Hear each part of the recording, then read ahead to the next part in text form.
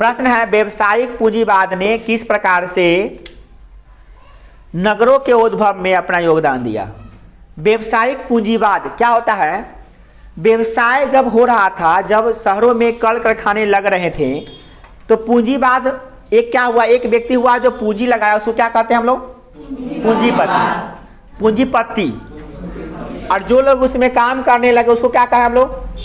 मजदूर। और जो लोग उसके खुशामदी करने के लिए पहुंच गए दोनों का, उसको क्या कहेंगे? बुजुर्गवा वर्ग। उसमें कौन थे? डॉक्टर, वकील, शिक्षक, छोटे मोटे दुकानदार, ये सब शामिल थे उसमें। चलिए, अब यहाँ पे आप देख रहे हैं कि जो व्यवसायिक पूंजीवाद जो हुआ वो नगरों के उद्भव में अपना योगदान दिया। मतलब जो व्यवसायिक जो पूंजीवादी व्यक्ति थे, ये सब नगर को बनाने में सहायता प्रदान किए। क्या ये सही है? क्या नगरों को बनाने में ये जो पूंजीपति लोग साथ दिए थे? तो देखते हैं कहाँ तक सच्चाई है इसमें। आंसर है, व्यवसायिक पूंजीवाद ने नगरों के उद्भव में काफी महत्वपूर्ण योगदान दिया, क्योंकि इनके कारणों से ही नगरों में शिक्षा, यातायात, स्वास्थ्य सुविधाएं इत्यादि का विकास हुआ। जिसके पास पैसा होगा वही ने फैक्ट्री लगाया होगा, वही ने पूंजीपति कहला रहा है। वही व्यक्ति जो पूंजी लगाया, वहाँ पे बड़का फैक्ट्री, जैसे करौली में कोई बड़ा फैक्ट्री कोई लगा देगा तो स्वाभाविक है यहाँ पे सड़कें बन जाएंगी अच्छी। सरकार ध्यान देगा कि करौली में इतना करोड़ का बिजनेस लगा हुआ है फैक्ट्री, यहाँ पे 5,000 10,000 मजदूर, करौली गाँव के जितने भी लोग हैं सब उस फैक्ट्री में काम करते हैं, सबको रोजगार मिला हुआ है ना। तो सरकार इधर ध्यान देगी कि नहीं देगी? अच्छा इस शिक्षा होगा, यहाँ पे यातायात की सुविधाएं होगी, यहाँ पे हर तरह की शिक्षा, यहाँ पे व्यापार अच्छा होगा। ये बहुत अच्छा, धीरे धीरे गांव जो है शहर में तब्दील हो जाएगा। नहीं हो जाएगा? ये गांव कहा जाएगा? शहर हो जाएगा। न पूंजीपति होते, न बड़े बड़े फैक्ट्री लगाते, न वो गांव का शहर का रूप लेता। न तो आज मुंबई, दिल्ली, कोलकाता देखते हैं, आज नहीं देखते। उन्हीं लोगों का देन है कि वो लोग फैक्ट्री बैठाए तो ऐसा ऐसा हुआ। बात समझ में आ गई? तो हम कह सकते हैं कि उनका भी बहुत बड़ा योगदान है। अगला है, व्यापार एवं धर्म शहरों की स्थापना मुख्य आधार पे थे।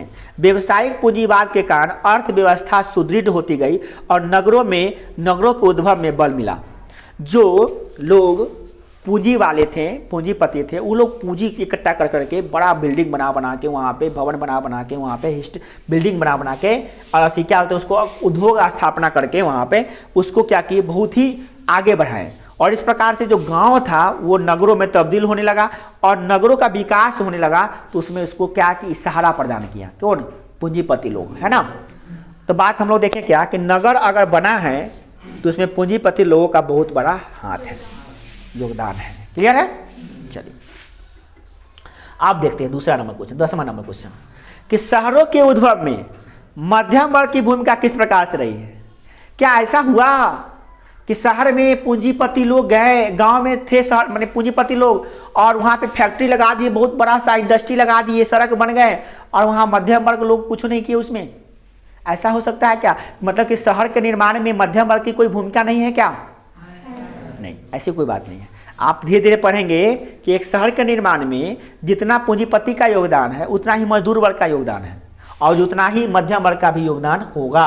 क्योंकि किसी भी जगह का निर्माण अगर विकास हुआ है तो उसमें तीनों का योगदान है, एक चीज का योगदान नहीं है। बात समझ आई? देखिए चल देखते हैं। यहाँ पे करा है कि मध्यम वर्ग एक नए शिक्षित वर्ग के रूप में उभरा। बात करते हैं मध्यम वर्ग के। मध्यम वर्ग है क्या? कौन है मध्यम वर्ग में? तो सबसे पहली नंबर बात, वकील, शिक्षक, डॉक्टर, तीन को बात करते हैं। तीनों पढ़े लिखे होते हैं कि अनपढ़ गवार होते हैं? इंजीनियर, डॉक्टर, इंजीनियर, वकील और शिक्षक, ये पढ़े लिखे होते हैं कि बेरोजगार माने अनपढ़ गवार होते हैं? तो ये सब थे मध्यम वर्ग में, ना पूंजीपति थे ना मजदूर थे, मध्यम कैटेगरी के थे। अभी भी मध्यम कैटेगरी के ही रहते हैं ये लोग, है ना। जैसे हम शिक्षक कहते हैं मध्यम कैटेगरी के, हम के पूंजीपति नहीं हो सकते हैं और ना ही हम मजदूर भी नहीं है, मध्यम कैटेगरी के, है ना। तो ये मध्यम कैटेगरी के होते ही हैं, ठीक है। तो मध्यम कैटेगरी के लोग थे। ये लोग क्या किए, अपने पेशा को अपना काम करके क्या करते थे, अपनी आय कमाते हैं, अपने अपने बुद्धि लगा कर। डॉक्टर साहब इलाज करके, वकील साहब केस लड़के, इंजीनियर साहब प्रोजेक्ट बना करके और टीचर पढ़ा करके अपना आय की वृद्धि करते हैं। और ये किसको पढ़ाएंगे? टीचर है, किसको पढ़ाएंगे? गरीबों के बच्चों को पढ़ाएंगे या तो अमीरों के बच्चों को पढ़ाएंगे? ये नहीं करेंगे। यानी कि पूंजीपति जो करोड़पति बाप के बेटे हैं उनको भी पढ़ाएंगे, हो सकता है नहीं तो क्या करेंगे, जो लेबर क्लास के बच्चे हैं उनको पढ़ाएंगे? ये नहीं करेंगे। पढ़ाएंगे तो मेरा पेशा तो है पढ़ाना, तो पढ़ेबे नहीं करेंगे। तो ये हो गया। अब ये क्या करने लगे, देखिए ये जो है ना विभिन्न कार्य करते थे, जैसे कोई शिक्षक है, वकील है, चिकित्सक है, इंजीनियर है, क्लर्क है, अकाउंटेंट्स है, अकाउंटेंट से होता है, ये सब अपने अपने कार्य में लगे रहते थे और इनसे ये वेतन कमाते थे, वहाँ से महीना कमाते थे और इनसे उन लोगों का काम होता था। इंजीनियर प्रोजेक्ट बनाएगा नहीं तो फैक्ट्री कैसे बनेगा, आर्किटेक्ट बिल्डिंग का डिजाइन नहीं बनाएगा तो बिल्डिंग कैसे बनेगा, वहाँ पे जो ये थी डॉक्टर हैं उन लोगों को स्वास्थ्य का ठीक देखभाल नहीं करेगा तो लोग बीमार पड़ जाएगा तो मर जाएगा बेचारा। शिक्षक उनके बच्चों को पढ़ाएगा नहीं, उनको पढ़ाएगा नहीं तो फिर उनको कैसे कैसे कोई बिजनेस को खड़ा करेगा वो। तो हर जगह पे उसे सपोर्ट कर रहे थे। तो एक पूंजीपति लोग जो पूंजी लगा दिए और वहाँ पे बिजनेस स्थापित कर दिए, उनका बहुत बड़ा योगदान था शहर को बनाने में, परंतु ये मध्यम वर्ग के लोग भी वहाँ पहुँच अपना योगदान किए, तभी तो जाके अब देखिए बड़का सा फैक्ट्री है, उसका लेखा जोखा कौन करेगा, कितना पैसा आया कितना पैसा गया कौन करेगा उसका लेखा जोखा, लेखापाल को अंग्रेजी में क्या कहते हैं, अकाउंटेंट्स। प्रत्येक फैक्ट्री में कोई तो अकाउंटेंट्स होगा ना, कोई भी तो होगा ना, सीए कोई होगा ना, चार्टर्ड अकाउंटेंट, सीए तो रखता है कोई बड़का का बिजनेस में सीए होता है। उस एक सीए के अंडर में कै गो वकील काम करता है, कै गो वकील होता है, कै गो इंजीनियर होता है, कै गो डॉक्टर होता है, काम करता है उसके अंडर में, सीए के अंडर में, है कि नहीं। तो इस तरह से होता है, प्रत्येक में मैनेजमेंट करने का काम करता है वो लोग, कैसे मैनेजमेंट करेंगे, कहाँ पे क्या लगेगा, कैसे कैसे क्या होगा, ये सब करते हैं। बात समझ आई, ठीक है, नॉर्मल है ना, ठीक, कोई दिक्कत नहीं ना है किसी को, समझ में आ रहा है कोई बात। प्रश्न है, श्रमिक वर्ग का आगमन शहरों में किन परिस्थितियों के अंतर्गत हुआ। श्रमिक वर्ग, श्रमिक माने क्या होता है, मजदूर वर्ग, अगर वो शहर में आए तो किन परिस्थितियों में आए कि सीधे चले आए। तो आप जब उनके जड़ में जाइएगा, पता कीजिएगा कि मजदूर शहर में क्यों आए, तो आपको पता चलेगा बहुत ही दर्दनाक बातें, रो पड़िएगा आप। सबसे दर्दनाक बातें तो ये है कि वहाँ उनकी जो छोटी छोटी ज़मीनें थी वो हड़प लिए गए थे, उनको बेदखल कर दिया गया था अपने ज़मीन से। जब छोटे छोटे किसानों के पास छोटे छोटे ज़मीन के टुकड़े जब छीन ले जाएंगे तो वो क्या करेंगे, घर कहाँ से चलाएंगे, बाल बच्चे अपने बीवी को क्या खिलाएंगे, अपने क्या खाएंगे। समस्या थी कि नहीं थी, इस समस्या से निपटने के लिए वो शहर भाग गए।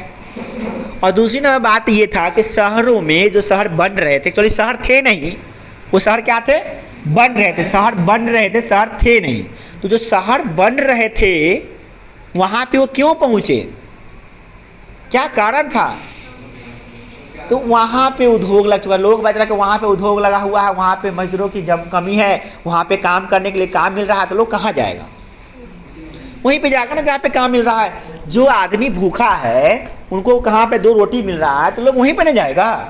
तो इन परिस्थितियों में वो लोग शहर चले आए और शहर में आकर बस गए। ठीक है, तो पढ़ते क्या देखिए, शहरों में फैक्ट्री प्रणाली की स्थापना के कारण ग्रामीण क्षेत्रों के भूमिहीन कृषक वर्ग रोजगार की तलाश में शहरों में पलायन होने लगे, शहरों में पलायित हो गए, शहरों में आ गए। तो ये बात समझ आई, तरीके को शब्द में बहुत अच्छी कहा गया। पहला नंबर बात क्या था कि शहरों में फैक्ट्री प्रणाली थी, कैसी प्रणाली थी, फैक्ट्री, मतलब शहरों में फैक्ट्री लग रहे थे। और दूसरी नंबर बात, जो छोटे छोटे किसान थे वो भूमिहीन हो चुके थे, मतलब उनके पास खेती करने के लिए खेत ही नहीं था, वो क्या करेंगे बेचारा, चले आए कहाँ पे, शहर में। क्लियर है ना बात। चलिए अगला क्वेश्चन है, चलिए बहुत ही इंटरेस्टिंग सवाल है कि शहरों में किन किन नई समस्याओं ने जन्म लिया। अब जब शहर में आ ही गए हैं तो शहरों की समस्याओं को जरा समझ लेते हैं कि जब लोग, एक तो पूंजीपति लोग कहाँ पे आके बस गए, शहर में। चलिए जहाँ बसे वहाँ शहर हो गया, हम नहीं कह सकते कि पूंजीपति लोग शहर में जाके बस गए, ये कहना गलत होगा क्या जी, क्योंकि जहाँ पे वो बसे तो वो शहर नहीं था, वो क्या था, गाँव था। अब गांव धीरे धीरे तब्दील हो रहा था किसका, शहर में।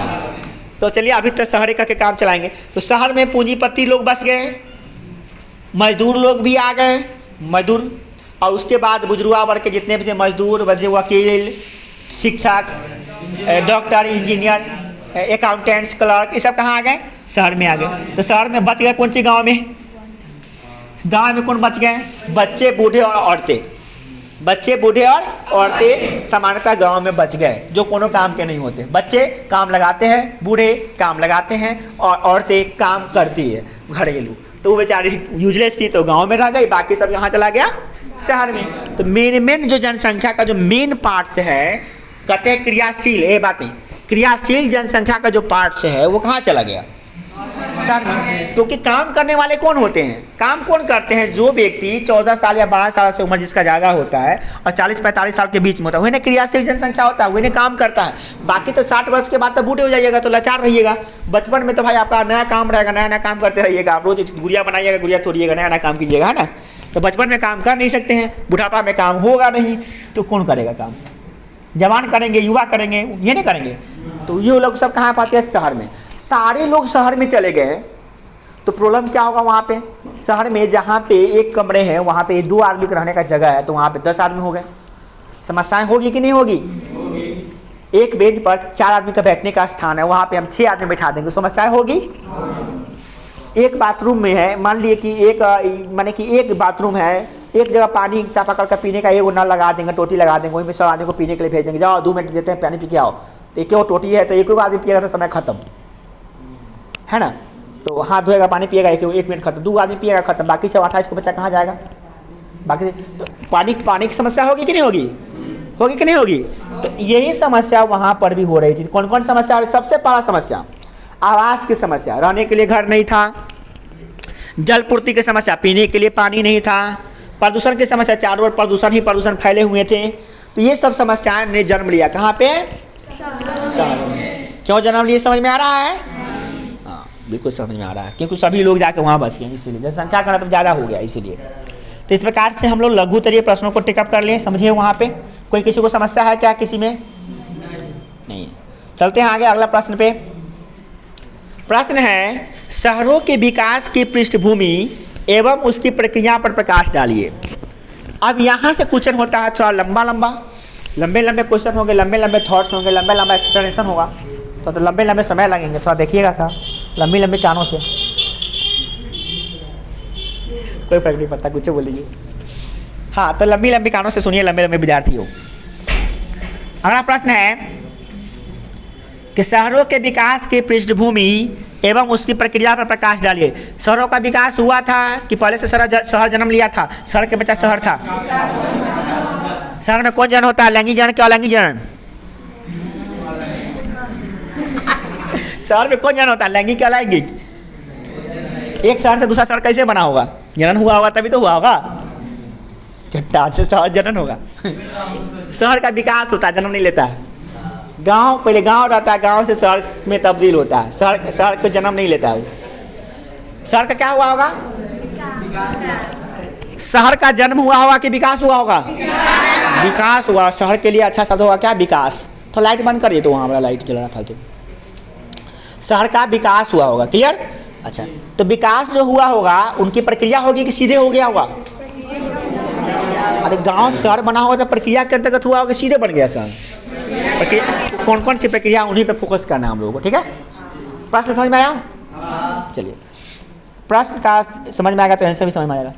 शहरों के विकास की पृष्ठभूमि मध्यकालीन सामंती सामाजिक संरचना एवं मध्यकालीन जीवन मूल्य 13वीं शताब्दी तथा अपने शिखर पर था। कई प्रतिरोध के पश्चात यह व्यवस्था एक नई बाह्य शक्तियों को इसे परिवर्तित करना चाहती थी, यथासंभव नियंत्रित कर रोका और अपने में समाहित कर दिया। अंततः एक नई सामाजिक और राजनीतिक संरचना का विकास हुआ जो अपनी परंपराओं एवं स्वरूपों के लिए प्राचीन परिपाटी के प्रति ऋणी तो था, किंतु नवीन राजनीतिक एवं आर्थिक अवधारणाओं को स्वीकार करती थी जो अधिक लौकिक एवं जिज्ञासु प्रवृत्ति की थी।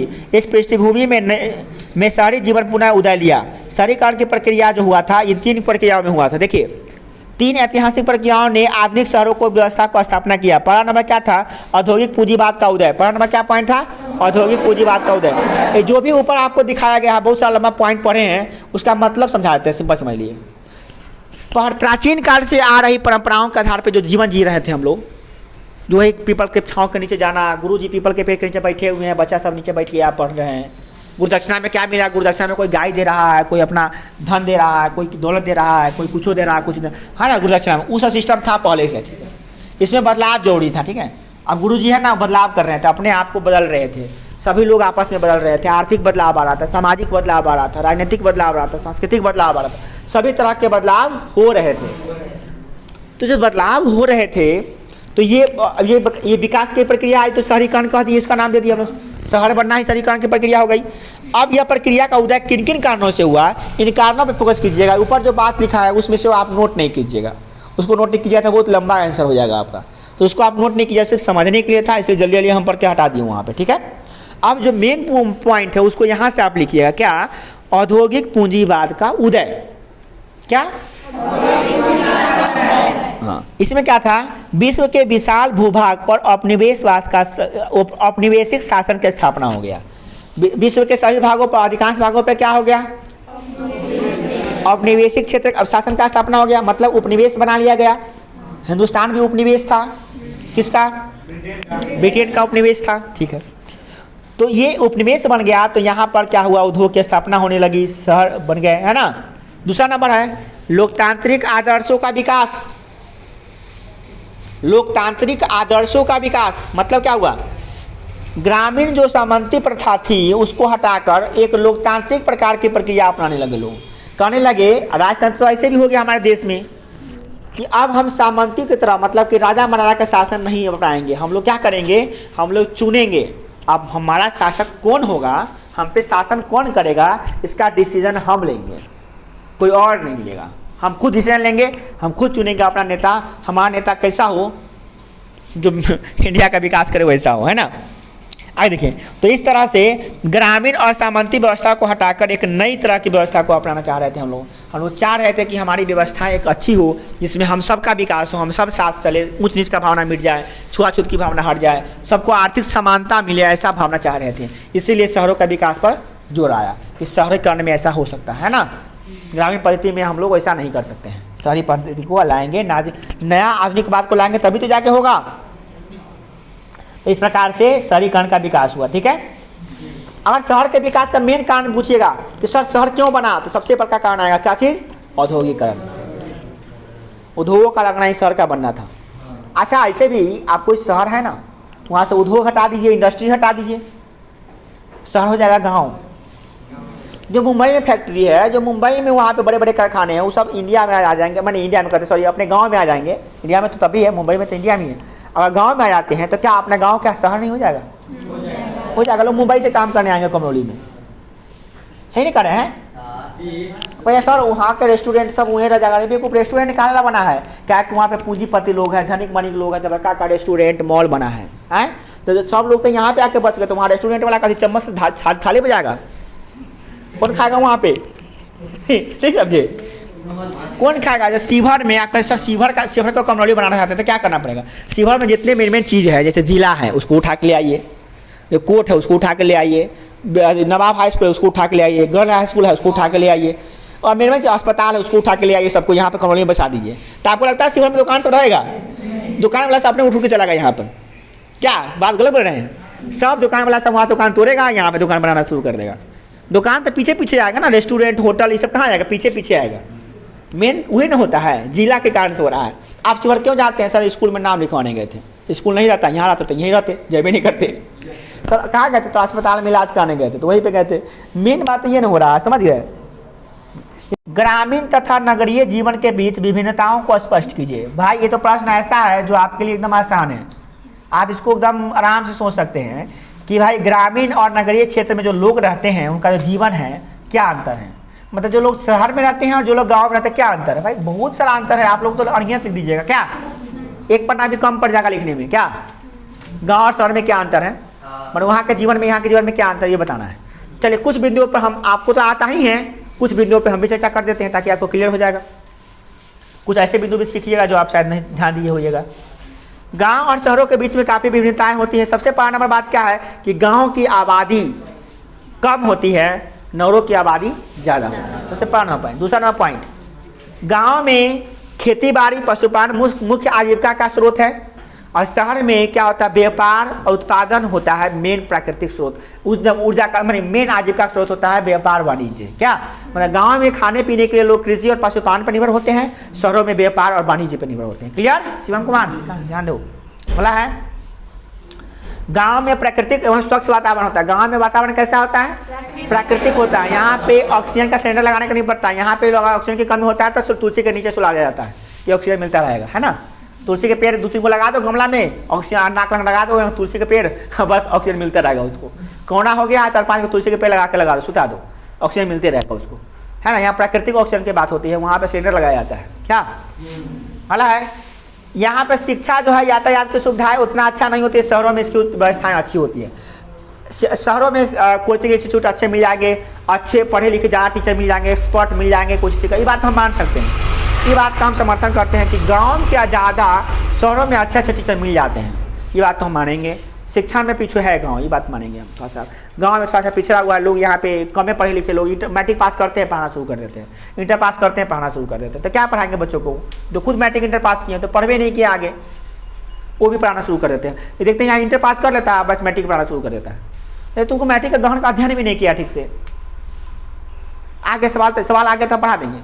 यहाँ पे ऐसा हो जाता है। तो यहाँ पे थोड़ा सा एक्सपर्ट नहीं मिलेंगे, एक्सपर्ट के लिए आपको जाना पड़ेगा शहरों में थोड़ा सा।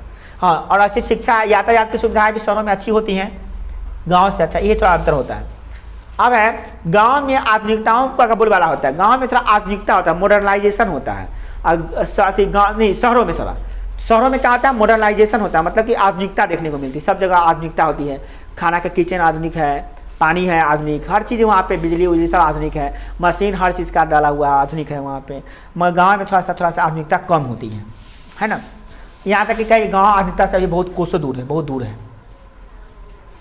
अब जितना भी आप फैशन अप्लाई करते हैं अपने शरीर पे, वहाँ पे बहुत पहले इसे अप्लाई करता था, आपसे कई गुना आगे हैं फैशन के मामले में गाँव वाले, शहर वाले बच्चे आप लोगों से कई गुना आगे हैं फैशन के मामले में, है। ये कोई करने वाली बात नहीं, बहुत फैशन में आगे है, ये बात हम मान सकते हैं, इससे हम सहमत हैं। अगला है नगरों में रोजगार के साधन की आवश्यकता होती है। देखिए नगरों में आपको काम की कमी नहीं है, ये बात तो तय है। वहाँ पे अगर लोग चाहे तो रोज काम कर सकता है, एक काम छुट्टी का 50 को काम आपके लिए पड़ा रहेगा। वहाँ पे लोग आदमी की कमी है, काम की कमी नहीं है। मगर गाँव में क्या है, आदमी की भरमार है, काम की कमी है, काम ही नहीं मिलता लोगों को, है ना। तो गांव में रोजगार के साधन नहीं है, 9 के बराबर होते हैं, गांव में रोजगार होते ही नहीं है। शहर में जाइएगा ना, आपको जो एक काम से नौकरी से निकल जाएगी, दूसरा नौकरी मिल जाएगा आपको, 50 को नौकरी मिलने के लिए तैयार हो जाएगा, वहाँ पे फर्स्ट क्लास नौकरी मिल जाएगा। मगर गांव में आपको नौकरी मिलना बहुत मुश्किल है, नहीं मिलेगा। यहाँ पे नौकरी है ही नहीं, कहाँ से मिलेगा। अपना कोई रोजगार कर सकते हैं, अपना कोई व्यवसाय कर सकते हैं, अपना कोई फैक्ट्री लगा सकते हैं, बट नौकरी जल्दी यहाँ पर नहीं मिलेगा। ठीक है। अगला है ग्रामीणों का वेतन जीवन स्तर निम्न होता है, नगरीय लोगों का जीवन स्तर उच्च होता है। पता नहीं तो मानने के ऊपर डिपेंड करता है, हम इसको नहीं मानते हैं, इसका समर्थन हम नहीं करते हैं। यहाँ पे कहा क्या, ग्रामीणों का जीवन स्तर निम्न होता है, निम्न क्वालिटी से रहता है, उसका खाना पीना रहन स्टैंडर्ड ऑफ लिविंग थोड़ा निम्न होता है। और शहरों का जो होता है उच्च होता है, हाई स्टैंडर्ड ऑफ लिविंग होता है उसका। कैसे कहें पता नहीं, लोग हाई स्टैंडर्ड किसको मानते हैं, जूता चप्पल मोजा डाइनिंग टेबल पर बैठ के खाना खाना कोई स्टैंडर्ड मानते हैं तो शायद उनके लिए होगा। जो लोग ये मानते हैं कि डाइनिंग टेबल पर बैठ के फर्स्ट क्लास 5 स्टार होटल में बैठ के जूता मोजा टाई बेल्ट लगा के खाना खाते हैं तो वो स्टैंडर्ड लिविंग है, तो उसकी सोच है। हमारे हिसाब से तो ऐसी बात कोई बात नहीं है। हम तो उसको मानते हैं जो आराम से पलथी मार के शुद्ध भोजन करता है, एकदम चप्पल जूता खोल के टाई बेल्ट खोल के आराम से बैठता है और शांति भर से खाता है, उसको हम अच्छा मानते हैं। तो अपना अपना मानने के ऊपर डिपेंड करता है, मगर लोग उसी को अच्छा मानता है। आप भी यही सोचते होइएगा कि पढ़ लिख के हमारे पास भी डाइनिंग टेबल होगा, जूता बोझा पहन के खाएंगे, शायद मानते हैं।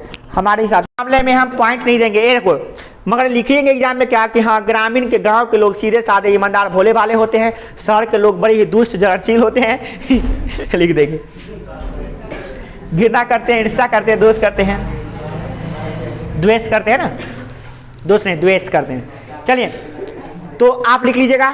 और भी ये सुनो, ये अपने स्तर से भी कुछ पॉइंट्स आप ऐड कर लीजिएगा। इतने पॉइंट सफिशिएंट नहीं है। क्या गांव और शहर में इतने अंतर होता है? बहुत अंतर होता है भाई, आप बहुत सारा लिख सकते हैं, आप खुद लिख सकते हैं, लिखिएगा। ठीक है, इतना मोटा मोटी हम बता दिए, इतना एग्जाम में आपको काम चल जाएगा। अगला क्वेश्चन है, शहरी जीवन में किस प्रकार के सामाजिक बदलाव आए?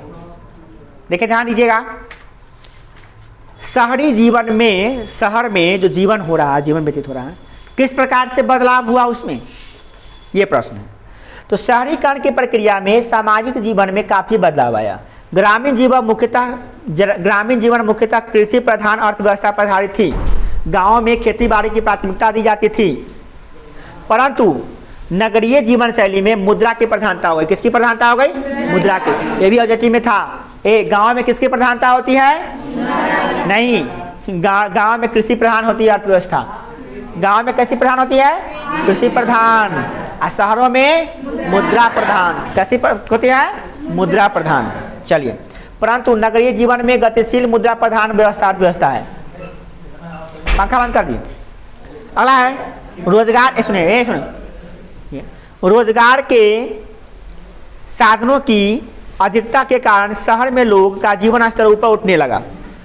रोजगार कहाँ पे मिलेगा? शहर में कि गांव में? शहरों में। तो शहरों में बंद कर देना। रोजगार जो मिलने लगा तो क्या हो गया?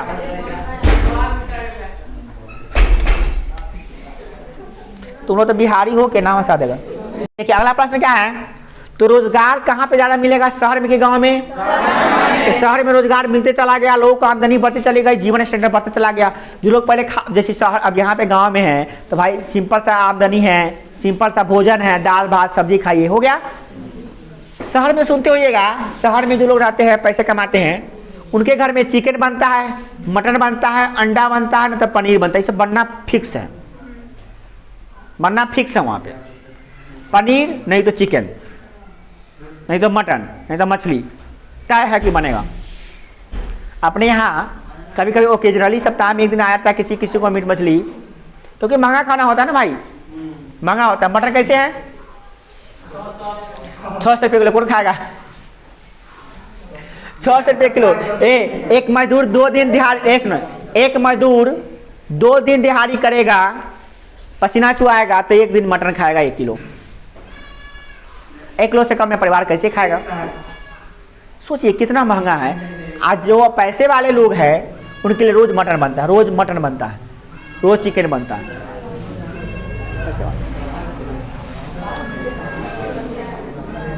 बात आप फंसा रहे हैं, आप लोग हमको गड़बड़ा रहे हैं। बुआ ध्यान दो। धन का अर्जन वहां पे खूब करने लगा, लोग शहर में खूब पैसे कमाने लगे, अपने स्टैंडर्ड को बढ़ा लिए। लोगों के जीवन में सुविधाएं बढ़ने लगी, परंतु फिर बातचीत कुविचार भी बढ़ने लगे। कहता पैसे आने से विचार बदल गए लोगों के। लोगों ने सिर्फ अपने बारे में सोचना शुरू कर दिया। शहर में जाइएगा तो लोग सिर्फ अपने से मतलब रखते हैं, दूसरों से मतलब नहीं रखते। सामाजिक जीवन का अनुभव बहुत कम करते हैं। यहाँ पे सामाजिक जीवन का खत्म हो चुका है। आधुनिकता का बोलबाला बढ़ गया। नगरीय जीवन आधुनिकता जीवन एक दूसरे का पूरक बन गए। व्यक्तिवादी की भावना बढ़ने लगी। कहने का मतलब प्रत्येक व्यक्ति अपनी क्षमता को बढ़ा रहा है। मेरा कार, मेरा बंगला, मेरा घर, मेरी संपत्ति, मेरा फैक्ट्री, मेरा अकाउंट, मेरा मोबाइल, मेरा आधार कार्ड, हर चीज मेरा हो गया। पहले मेरा नहीं था, हमारा था। गांव में हमारा का भावना होता है। हमारा घर, हमारा गांव, हमारा खेत, हमारा खलिहान, हमारा देश, हमारा राज्य, हमारा में अपनापन आता है। मेरा में अपनापन नहीं, व्यक्तिवादिता की आती है, अहंकार की बदबू आती है। बोलते मेरा घर है, अहंकार आता है। हम सबका घर है, प्रेम आता है। क्या है कि नहीं? हमारा में और मेरा में बहुत अंतर होता है। शहरों में क्या हो गया? मेरा की भावना, माने व्यक्तिगत बात बढ़ गई। और गांव में क्या था पहले? हमारा की भावना। गांव में अभी भी हमारा की भावना होती है। हमारी जाति, हमारा परिवार, हमारा कुल, हमारा खानदान नाम देता है। शहरों में ऐसी बातें नहीं है। वहाँ भाई अलग अलग रहता है, बिल्कुल अलग अलग। हालांकि गांव में भी रहता है, बट गांव में भी अब सीख लिया द्वेष की भावना, बट गांव में अपेक्षाकृत शहरों से कम है। ठीक है, बहुत खुशी की बात है, बारिश आई है।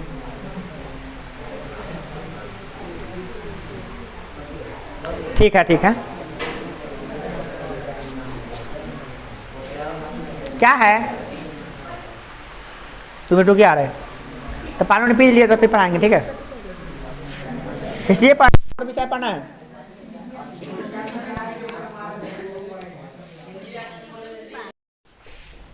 प्रश्न है, शहरीकरण की प्रक्रिया में व्यवसायिक वर्ग, मध्यम वर्ग और मजदूर वर्ग की भूमिका की चर्चा कीजिए। देखिए, 2 वर्गों की चर्चा हम पहले कर चुके हैं, एक पूंजीपति वर्ग और दूसरा मध्यम वर्ग। मजदूर वर्ग की चर्चा नहीं किए थे। एक जो शहर जो बना था उस न तो सिर्फ पूंजीपति बनाया था, न तो मजदूर बनाया था, और न ही मध्यम वर्ग के लोग बनाए थे। इसमें तीनों की सहभागिता है और तीनों का जबरदस्त इसमें जो मतलब कि योगदान है। ये नहीं कह सकते कि इसका ज़्यादा इसका कम है। हाँ, ये कह सकते हैं कि पहले उद्योगपति उद्योग लगाएं, दूसरा नंबर की मजदूर उसमें उद्योग मजदूरी करने गए, तीसरे नंबर बात की मध्यम वर्ग के लोग वहाँ पे पन पे आए।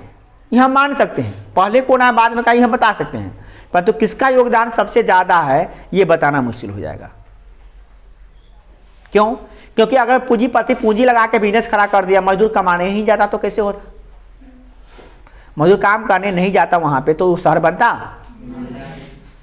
मजदूर अगर शहर करने वहां से जाता बसने, इलाज करने के लिए कोई डॉक्टर नहीं होता, वहां पे पढ़ाने के लिए कोई टीचर नहीं होता, वकील इंजीनियर नहीं होता, तो क्या वहां पे लोग उसे टिकते? न पूंजीपति लोग टिक पाते, न ही मजदूर लोग टिक पाते। तो मध्यम वर्ग का भी बहुत बड़ा योगदान है। और पूंजीपति ही नहीं होते तो वहां पे पूंजी लगाते ही नहीं तो मजदूर कहला जाता। बात समझ में आ रही है? तीनों का योगदान है और तीनों का महत्वपूर्ण योगदान है। अब बारी बारी से सबके बारे में थोड़ा थोड़ा हम लोग पढ़ लेते हैं। देखिए, शहरीकरण की प्रक्रिया में व्यवसायिक वर्ग, मध्यम वर्ग एवं मजदूर वर्ग की भूमिका काफी महत्वपूर्ण है। व्यवसायिक वर्ग ने अपने व्यापारिक उद्देश्य की पूर्ति हेतु वाणिज्यिक कार्यस्थलों, जन परिवहन प्रणाली, औद्योगिक केंद्रों आदि की स्थापना करना प्रारंभ किया, जिससे धीरे धीरे वहां की आबादी बढ़ने लगी, सामाजिक परिवर्तन होने लगा और छोटा सा क्षेत्र शहर में तब्दील होने लगा। मध्यम वर्ग के लोग धीरे धीरे एक नए शिक्षित वर्ग के रूप में उभरने लगा। इस वर्ग में शिक्षक, वकील, चिकित्सक यानी डॉक्टर, इंजीनियर, क्लर्क, अकाउंटेंट्स इत्यादि आने लगे। वे विभिन्न पदों पर लोग आसीन होने लगे, मतलब कि जॉब करने लगे और इनकी आर्थिक स्थिति उन्नत होने लगी, अच्छा होने लगी, जिससे सामाजिक जीवन में परिवर्तन आया और शहरीकरण की प्रक्रिया प्रारंभ हो गई। गांवों के किसानों और मजदूरों ने अपनी आर्थिक स्थिति को मजबूत करने के लिए औद्योगिक प्रतिष्ठानों एवं व्यावसायिक प्रतिष्ठानों की ओर पलायन करने लगे और शहरीकरण की प्रक्रिया में उनको बल मिला। क्योंकि कोई भी घर का नक्शा भले ही इंजीनियर बनाता हो, बनाने के लिए भले ही पूंजीपति पैसा देता हो, परंतु बनाने के लिए तो मजदूरी खड़ा होगा ना। वहाँ पे ईंट सीमेंट कौन ढोएगा? मजदूर ढोएगा। एक बड़ा बड़ा जो बिल्डिंग बना है उसमें लाखों मजदूर काम किए हैं। कि सर लाखों कहाँ किए थे? हजारों देखे थे। हजारों आदमी अगर 1000 दिन काम करते रहता कितना हो गया? लाखों मजदूर नहीं हो गया? एक आदमी 100 दिन काम करता है तो हम कहते हैं 100 मजदूर काम किया है। इस प्रकार से एक वर्ड बनते हैं, उसमें बड़े बड़े बिल्डिंग बनते हैं, कारखाने बनते हैं, उसमें लाखों लोग काम करते हैं, लाखों मजदूर। तो एक इंजीनियर जो नक्शा बनाया उनको भी जॉब मिल गया, एक जो पूंजी लगाया उसको भी पैसा हुआ है तो पूंजी लगाया है, और एक जो मजदूर उसमें काम किया है वह भी तो उसमें सहभागिता दिया है। तो तीनों वर्गों का योगदान है इसमें। पूंजीपति वर्ग हो, चाहे मध्यम वर्ग हो, चाहे मजदूर या किसान वर्ग हो, वह भी तीनों का योगदान भरपूर रहा है इसमें कोई डाउट नहीं होनी चाहिए। क्लियर है? तो यही प्रश्न था आपका। समझ में आ गया? कोई दिक्कत? किसी को कोई दिक्कत? एक औपनिवेशिक शहर के रूप में बंबई शहर के विकास की समीक्षा कीजिए। ये जो बंबई आप देखते हैं, जिसको अभी नाम पड़ गया मुंबई, जैसा दिखता है वैसा था नहीं, और जैसा था वैसा बिल्कुल नहीं दिखता है। बंबई जो जैसा था ना उसको देखने लायक नहीं था। मुंबई जिसको आप अभी मुंबई कहते हैं, आज सपनों की नगरी कहा जाता है मुंबई को। यहाँ पे लाखों करोड़ों लोगों के सपने पूरे होते हैं मुंबई में। कुछ लोगों के सपने टूट भी जाते हैं और कुछ लोग बनने जाते हैं, एक्टर बिल्डर बन के चलाते हैं, मगर वहाँ पे सपने पूरे होते हैं। बच्चा मुंबई में सो के उठता है ना, तो वहाँ पे बच्चा, यहाँ पे तो लोग, हम लोग क्या करते हैं, सपना देखते हैं तो डॉक्टर बनेंगे, इंजीनियर बनेंगे। वहाँ पे सो के उठता रहता है हम हीरो बनेंगे, हीरोइन बनेंगे, विलन बनेंगे, सिल्क बनाएंगे, सेल बनाएंगे, डांसर बनेंगे, सिंगर बनेंगे। सपनों की नगरी कहा था मुंबई को। वहाँ सपने देखते हैं, और सपने इसलिए देखते हैं कि करीब में देखते हैं Akshay Kumar hero super star बन चुका है, हम भी बन सकते हैं। क्योंकि बगल से देखेगा जो चीज़ लोग वही ना बनता है। आप बगल में देखिए कि आपके भैया डॉक्टर बन गए, इंजीनियर बन गए, तो आप क्या बनना चाहिएगा? आपके मम्मी पापा क्या कहेंगे बनने के लिए? तो बुआ तो हीरो बन जाओ। नहीं, आपके पापा आज मम्मी कहेंगे कि डॉक्टर बन जाओ। मुंबई में जाइएगा, वहाँ के बगल में लिखा क्रिकेटर बनेगा, तो आपके मम्मी पापा हाँ भैया हमारा बेटा भी क्रिकेट खेलता, अच्छा क्रिकेटर बना देते हैं इसको, सिंगर बना देते हैं इसको, है ना। कुछ वही तो डॉक्टर इंजीनियर ही पैसा कमाता है, सभी पैसा कमाता है, चलो यूट्यूबर बना देते हैं। आजकल तो लोग सपना देखने लगा यूट्यूबर, हमारा बच्चा यूट्यूबर बनेगा। बहुत बड़ा प्लेटफॉर्म बन चुका है, कितना लोग करोड़ों कमा रहे हैं, बहुत बड़ा बिजनेस हो चुका है यूट्यूब। तो उसको लोग आज तो सपना ये भी देखना है। तो कहने का मतलब बंबई जो शहर बना है, तो जो बंबई जो शहर बना है कैसे बना है, चलिए देखिए पढ़ के सुनाते हैं आपको। जैसे बंबई एक औपनिवेशिक भारत का वाणिज्यिक राजधानी थी। जब हमारा देश गुलाम था तो उस समय राजधानी के तौर पे बंबई को ही माना जाता था। एक प्रमुख बंदरगाह होने के नाते यहाँ अंतर्राष्ट्रीय व्यापार का केंद्र था। यह जो था ना अंतर्राष्ट्रीय व्यापार का केंद्र था। क्यों? क्योंकि एक बंदरगाह है यहाँ पे बंदरगाह मतलब कि ये समुद्र के किनारे बसा हुआ है। कोई भी व्यापार अगर दूसरे महादेश से अगर होती है, चाहे यूरोप से चाहे किसी भी महादेश से होती है, अमेरिका से, तो वह समुद्र के मार्ग से ही होगा। और समुद्र कहाँ पे लगेगा? जहाज, बड़े बड़े जहाज जो आएंगे कहाँ पे लगेंगे? जो समुद्री तट होगा वहीं पे लगेगा। तो बम्बई एक तट पे स्थित है। आपको पता है कि पश्चिमी दक्षिणी तट पे, पूर्वी और दक्षिणी क्षेत्र तट जो है, बम्बई जो है पश्चिमी और जो दक्षिणी तट है उसमें अवस्थित है ना। बम्बई किधर है? भारत के पश्चिम और दक्षिण वाले केंद्र में, क्षेत्र में, है ना, तटीय क्षेत्र में है। बम्बई के बगल में कौन सागर है? अरब सागर है ना, अरब सागर तटीय क्षेत्र है। तो एक बहुत बड़ा बंदरगाह है। बंदरगाह को मैं समझे ना, जहाँ पे जहाज लगते हैं, जहाँ बड़े बड़े जहाज आते हैं, मालगाड़ियाँ आती हैं, उनको कहते हैं बंदरगाह। तो बंदरगाह है तो व्यापारिक केंद्र बन गया। कैसा व्यापार का? राष्ट्र का व्यापार का नहीं, अंतर्राष्ट्रीय व्यापार का, इंटरनेशनल बिजनेस का जो केंद्र बन गया, सेंटर बन गया। कौन चीज? मुंबई। और यहाँ से 2-3 चीज़ों का जो हो रहा था, जो व्यापार हो रहा था, बहुत ज़्यादा हो रहा था। सबसे पहला कपास। बम्बई सबसे बड़ा कपास को निर्यात करने में सबसे लग गया, वहाँ से बम्बई से हो रहा था। और दूसरा था अफीम। क्या था? अफीम। कपास से वस्त्र बनते हैं और अफीम से नशीली पदार्थ बनते हैं, दवाइयाँ बनती हैं। क्या क्या बनते हैं? नशीली पदार्थ और दवाइयाँ। ये 2 चीज़ का पैदावार इंडिया बहुत ज़्यादा कर रहा था जब उपनिवेशिक शहर था तब, मतलब जब हम लोग गुलाम थे तब अंग्रेज फायदा उठा रहा था हम लोग का इस चीज़ से। इस व्यापार के कारण न सिर्फ व्यापारी बल्कि महाजन, कारीगर एवं दुकानदार भी बम्बई में बसने लगे। सब लोग जाके बसने लगे बम्बई में। कपड़ा की मिलें खुलने लगी, रंग बिरंग के कपड़े के मिलें खुलते जा रहे थे। अधिक संख्या में लोग शहर की ओर आने लगे। 1954 में पहला कपड़ा मिल स्थापित हुआ और 1921 तक वहाँ, गलती हो गया, 1921 नहीं हो, 1954 नहीं हो, ध्यान दीजिएगा, 1854 में वहाँ पर पहला कपड़ा मिल खुला। पहला कहाँ पे? मुंबई में, बम्बई में। और 1921 आते आते, 54 के बाद 21 आने में 70 साल 71 साल लगे, मतलब 70 साल लगे, लगभग 70 साल। 85 कपड़ा मिल हो चुका था। 1 से 85, कितना? 85। और लगभग कितने मजदूर काम कर रहे थे? 1,46,000। 1,46,000 मजदूर काम कर रहे थे कपड़ा की फैक्ट्री में। कहाँ पे? बम्बई में। बहुत बड़ा लार्ज स्केल हो गया इसका। एक फैक्ट्री लगा 1854 में और 1921 आते आते 84 को कपड़ा मिल। 1,46,000 मजदूर काम कर रहे थे। बहुत बड़ा पैमाना हो गया। और 1931 तक लगभग 1/4 बम्बई के निवासी थे, बाकी निवासी बाहर के आके बस गए थे।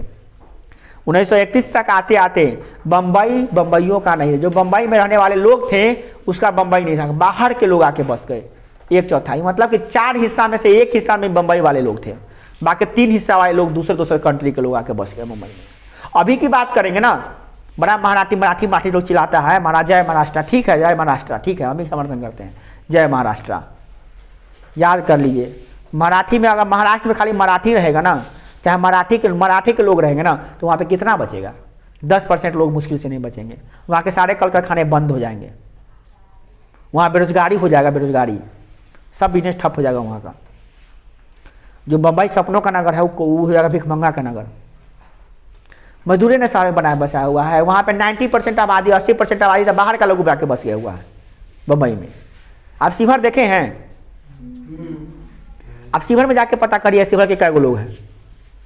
सब लोग बाहर के आके बस गए, समझे कि नहीं?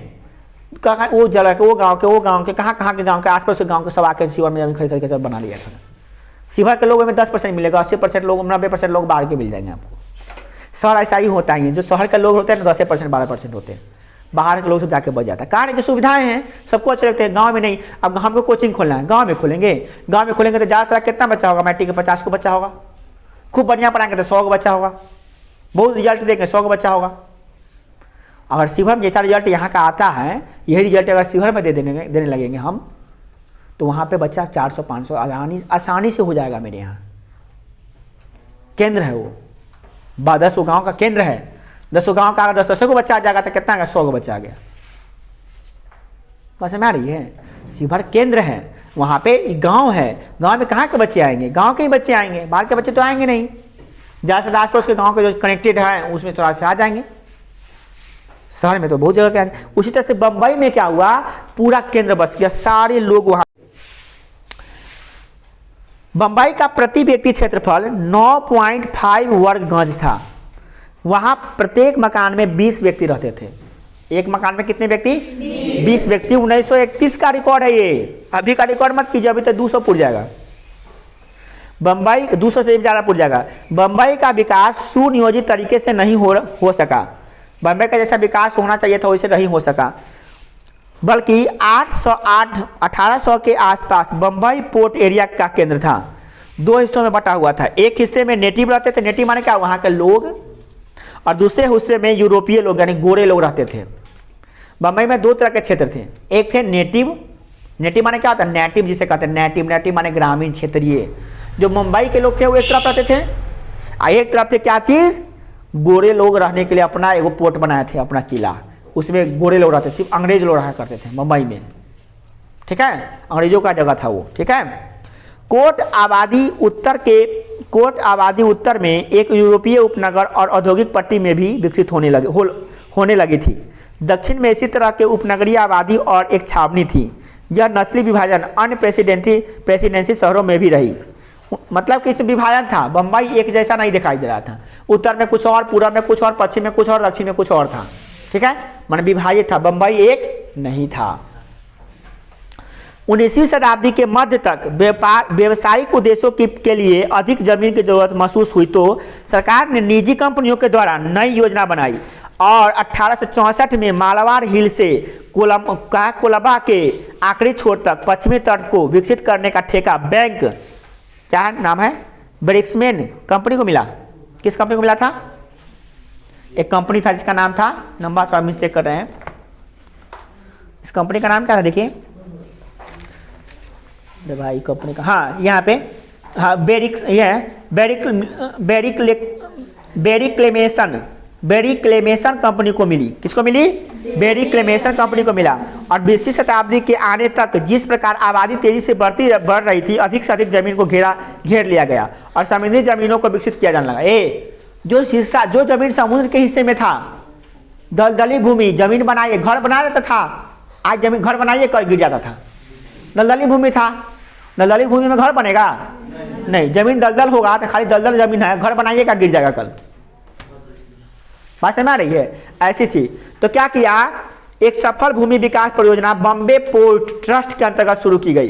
ट्रस्ट ने 1914 से 1918 के बीच एक सूखी गोदी का निर्माण किया। क्या किया, सूखी गोदी का निर्माण किया, जिसकी खुदाई से जो मिट्टी निकली उसका इस्तेमाल 2200 एकड़ ब्लाड एस्टेट बना डाला। इसके बाद मशहूर मरीन ड्राइव बना। मरीन ड्राइव का नाम सुने हैं, कहता है necklace of Mumbai. Marine drive को कहता है नेकलेस ऑफ मुंबई। मुंबई के गले का हार है मरीन ड्राइव। क्या नाम उसका, मरीन ड्राइव।